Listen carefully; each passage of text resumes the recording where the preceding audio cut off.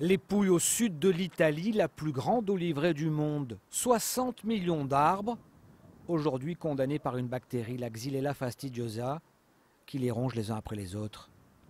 Elle attaque d'abord le bout des branches, puis l'arbre se dessèche complètement.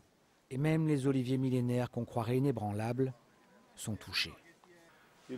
On voit déjà les premiers symptômes. 1, 2, 3, 4 branches. Ça, c'est au début. Puis la phase 2 et la 3. En peu de temps, on est passé de ça à ça. Giovanni Melcarne représente les producteurs d'huile d'olive de la région. En quelques mois, il a vu le mal passer d'arbre en arbre transporté par un insecte à une vitesse fulgurante. C'est un insecte qui mange tout, très vorace. Il se déplace de plante en plante. En un an, il a parcouru plus de 40 km. À l'université de Bari, c'est l'alarme. Le risque de propagation à toutes les oliveraies du bassin méditerranéen est réel. Dans ce laboratoire, les scientifiques sont désemparés. Ils ont beau chercher, étudier la bactérie, ici les traces blanches dans les coupelles, ils ne trouvent aucun remède pour la bloquer. C'est une utopique de vouloir éradiquer la bactérie sur tout le territoire.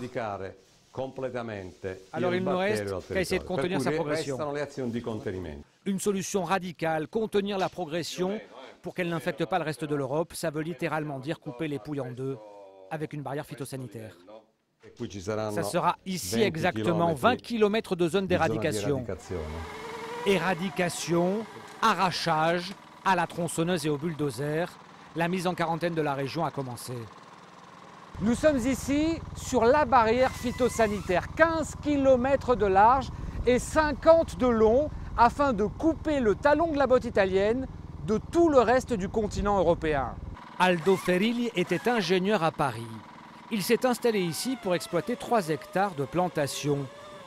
Et de voir ce bassin historique des oliviers condamné à l'arrachage, c'est un crève-cœur. S'il faut amputer un bras, on l'ampute, mais bon, personnellement, je sais que ça me fera pleurer plutôt qu'autre chose. Si on enlève les oliviers, qu'est-ce qui va rester dans le Salento? C'est ça mon inquiétude à moi, personnellement. Un désert du Sahara, dans le sud de l'Italie? À terme, cette huile fruitée réputée dans le monde entier n'existera plus.